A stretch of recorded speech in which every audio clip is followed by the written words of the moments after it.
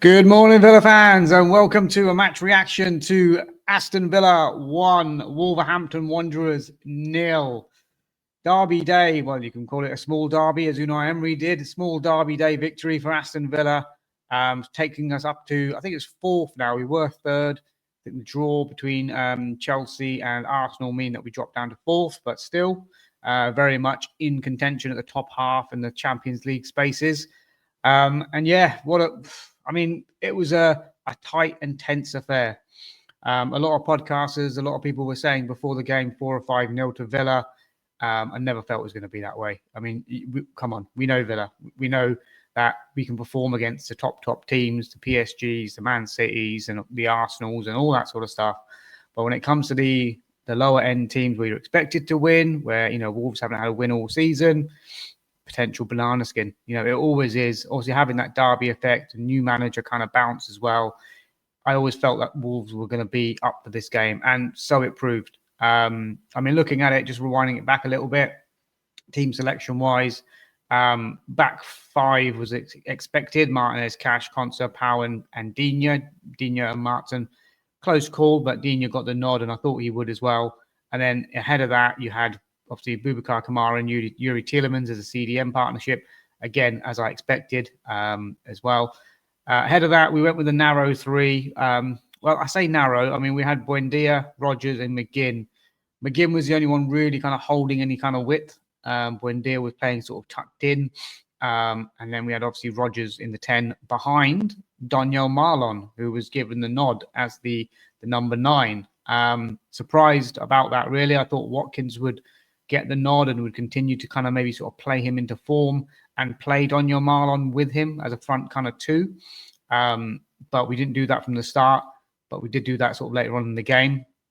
And I felt as though that did change the game in our favour a little bit as well. But Daniel Marlon getting the nod up front, Ollie Watkins on the bench, and a really strong looking bench as well. Again, no Harvey Elliott on there as well, but let's kill that conversation dead now, because I'm sure that he'll be moving on in exactly a month's time.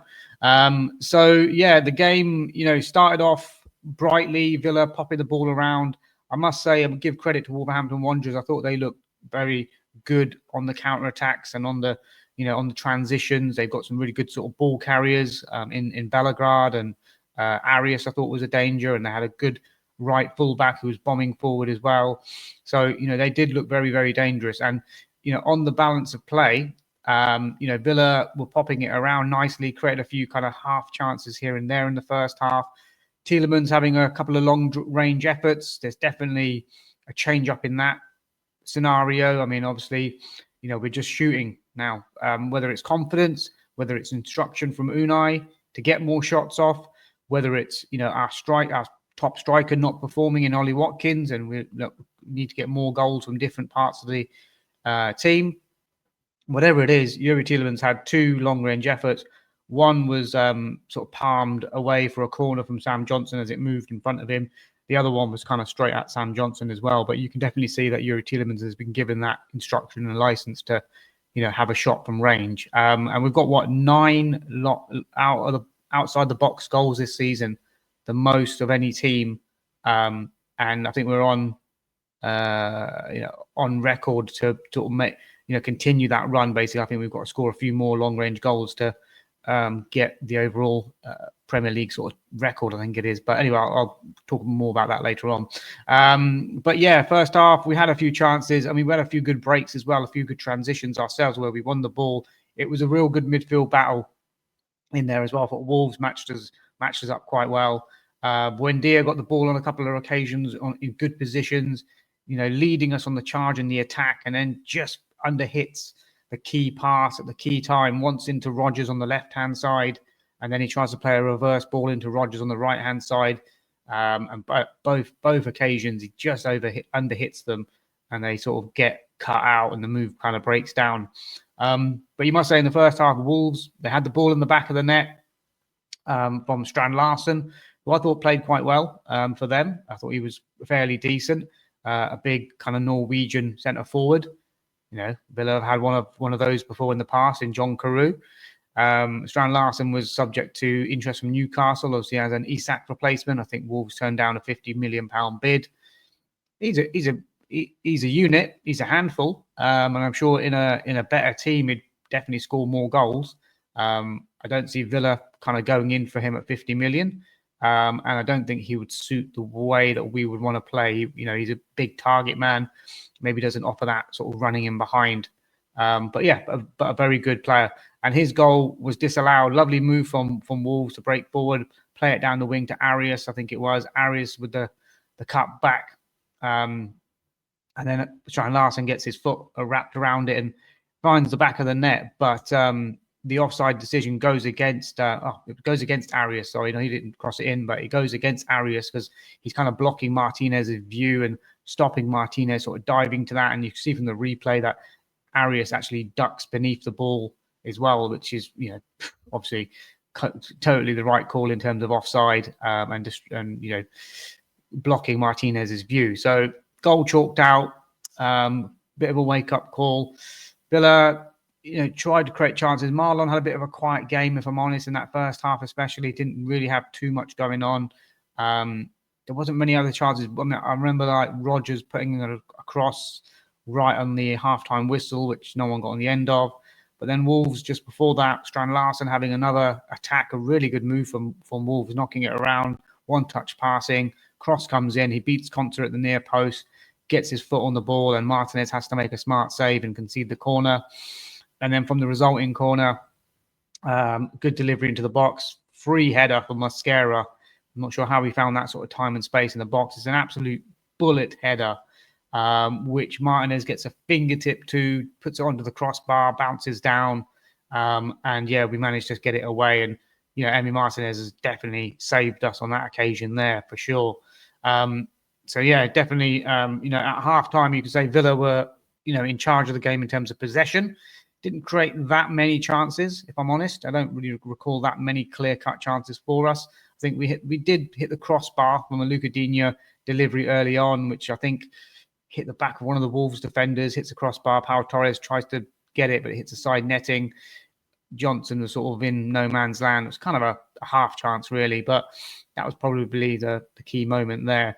And then the second half begins. Unai Emery makes an early call after about 52 minutes to bring on Ollie Watkins for Emi Buendia. Buendia obviously a little bit frustrated at that, but you can see the intent from Emery to kind of change up the formation and disrupt Wolves. Similar to what he did against Leeds when he obviously changed it up a little bit from the narrow midfield and brought on some width. And this time round, he's gone with the front two just to give Wolves something to think about. Their three-man defence was pretty comfortable against just the one striker. And this time when you have two, it causes a little bit more panic and, a lot more spaces kind of open up. And Villa created a few chances there. Daniel Marlon had a chance where he's kind of raced through and he could have maybe lined it across to Buendia, who's in a better position. But, he's in striker mode and he is confident, takes on the shot, which gets blocked by Totti. And the chance is gone there. Wolves looking also dangerous on the attacks as well. I think they had a shot which Martinez had to get down to save as well, but I think there was an offside in that too. Bellegrade looking dangerous. I think Cash tries to cut something out, but loses flight of the ball. Bellegrade's clean in, puts the ball across to Strand Larsen, and Pau Torres produces a magnificent sliding tackle and just gets to the ball first. And denies a certain goal for Strand Larsen there. So Pau Torres was absolutely superb with that tackle and that interception, which saves a certain goal. Villa looking dangerous again. We had, Ollie Watkins when he came on. When he was on the pitch with Marlon, he looked a little bit better, but he just looks like he's lost a yard of pace. Confidence is not there. He's getting bullied off the ball. I know Wolves are a big physical team, but he doesn't seem to have that strength. I'm not saying it's over for Ollie Watkins at all. I think that he will come good, and he's got a good scoring record against Brighton, who we play next. So who knows? But he just does look a little bit really short of confidence, and I think getting a goal or two is going to really change that. And I think we'll see a resurgent Ollie Watkins after he gets a goal or two. But yeah, at the moment it just didn't really get too much involved. And when Marlon came off and he was up front on his own, didn't offer too much, to be fair. Didn't offer that much to us. But, we continued to sort of pepper the goal a little bit here and there, put some crosses into the box. I think Sam Johnson made another save from Daniel Marlon when the ball was bouncing around in the box, and Marlon had a chance on the turn when saved by Johnson. But yeah, Villa I think we were deserved winners in this game. Wolves, did look dangerous. Had a shot right at the end, which was saved by Emi Martinez, getting down low again really well to deny Wolves I think it was stoppage time for that one. Ross Barkley coming off with an injury minutes after coming on. There's a little bit of a worry. He obviously just been recovering from injury as well. So we hope that's nothing serious, but you can see that he's going to be out for the Brighton game. I felt the subs. I thought Onana did well and slotted in quite well into midfield. I thought Bogard, he only had like 5 or 6 minutes on the pitch, but he looked positive. He looked good. He looked to get the ball forward and progress it or dribble it forward. He's really improved his confidence and his ability on the ball. For me, is Lamar Bogard. The other subs that came on, obviously Barkley, you can't really rate too much. Sancho, for me, disappointing.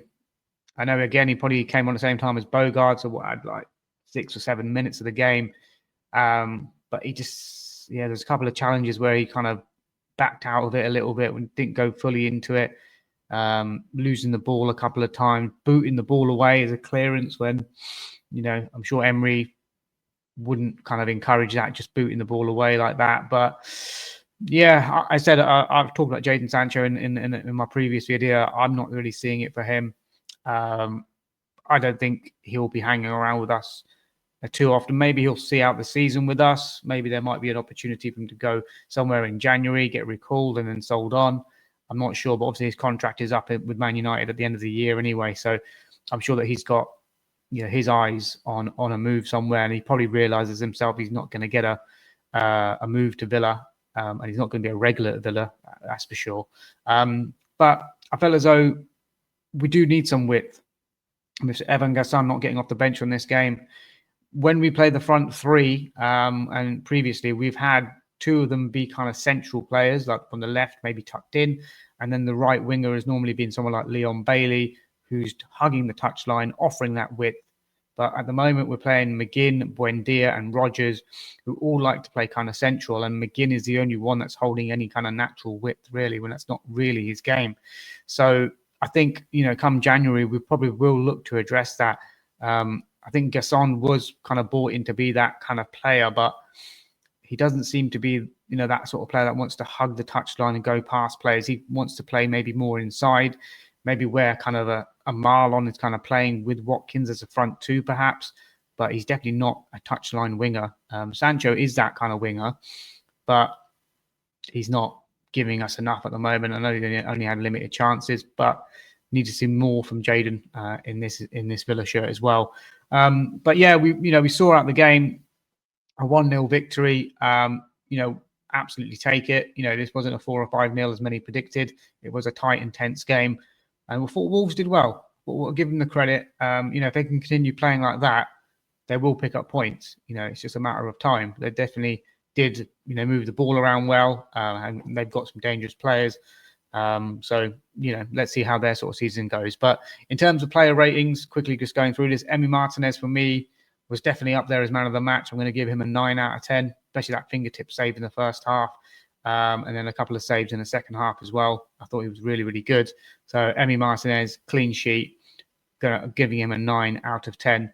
Right back, Matty Cash. He was okay. Didn't get forward as much today, maybe by sort of design and instruction, maybe told to hold his position a bit more, but definitely wasn't flying forward. Had a shot in the first half, which the keeper got down low to. I'll give him a solid 7 for Matty Cash. Ezri Konsa, solid 7 as well. Didn't do anything amazingly well, but didn't do too much wrong either. So 7 for Ezri Konsa. Pau Torres, just for that sliding tackle on Strand Larsen to prevent the goal, I'll give him an 8 out of 10. I thought he was just a little bit better in that sense. Luca Digne on the left back didn't offer anything really going forward. I think one cross into the box perhaps, but apart from that, defensively had trouble against their pace and their wingers. Arias playing from the right hand side was a danger for him. I'll give Luca Dina a 6 out of 10 for this one. Was disappointed not to see Martin come on, but that's just the way it is. CDM's Boubacar Kamara with his goal, top bins, the way that he played, I'll give him a 9 out of 10 as well. I thought he was brilliant throughout. Tielemans looking good, couple of long shots, maybe not with the passing range as well as he could be, but I thought he was very good as well. I'll give him a solid 7, Yuri Tielemans. And ahead of that, John McGinn runs his nuts off, absolutely running all day. And there was a moment in the second half where we were on the break and he's absolutely ran, I think, 50 yards with the ball and won us a corner, which got the crowd up as well. So John McGinn, for me, I'll give him an 8 out of 10 today. I thought he was very good. I thought he was going to be coming off, and I thought maybe he might be the one that would come off, but he didn't. And I'm glad he didn't. So, he did very well. Buendia, a couple of those passes in the first half under hit, which was key. And I think he just didn't get into the game enough. So a 6 for Buendia for me. Morgan Rogers, a little bit of a quieter game, but showing flashes, and it just takes a moment for Morgan Rogers to sort of click and get into gear. So I'll give him a solid 7 for Morgan Rogers. Nothing spectacular. Daniel Marlon this time round. Again, a couple of good runs, second half. Nothing really amazing. I'll give him a solid 7 for Daniel Marlon. And the subs that came on, Lamar Bogard, I thought was very good. Give him a 7. Onana, 7. Barkley, can't really rate him because he wasn't on the pitch long enough. Sancho didn't offer anything, 5. And the last one, obviously, Ollie Watkins, not really offering too much either. I'm going to give him a 5 as well. So, let me know your thoughts, guys, on my sort of player ratings and if you agree with those or am I being a bit harsh. So my man of the match was probably Emi Martinez with that key save in the first half. Kamara with his goal as well probably shares the award, both of them together then. So Kamara and Martinez, and a special mention for that Pau Torres tackle on Strand Larsen as well to prevent that goal. So that's my thoughts kind of on the game. We move on to Brighton now. I think it's on Wednesday. I think it's at the Amex as well. So let's see how we go there. Danny Welbeck seems to be in good form for them. So obviously we need to stop him. I'll do a separate kind of match preview for that, maybe tomorrow. But 3 points up to 4th. Are we in the title race? No, I can't say that. Let's see what we are the other side of this Christmas period. Let's talk sort of, from January onwards, see what kind of business that we get done. And then hopefully by then we'll see what kind of position we're in. But the league table, no one seems to be running away with it, is what I would say. Arsenal held yesterday, even though Chelsea were down to 10 men. Man United beating Crystal Palace, which was a bit of a shock, and they're up there as well. It's going to be. It seems very tight. City just getting that win at the last minute yesterday as well. That no one seems to be running away with it. Liverpool obviously having their difficulties as well. And if Villa, with 5 games in a row in the Premier League, 5 W's in a row. So, if we can keep this run going, Brighton's going to be tricky, away trip there. But let's see what we can do and keep this run going. Obviously, I think team news-wise, it looks like Ross Barkley will be out. Mings continues to be out. Those 2 are likely to be missing. Everyone else probably will be fit. But then Sunday to Wednesday, it should be okay. But 1 or 2 might need a little bit of a rest here and there.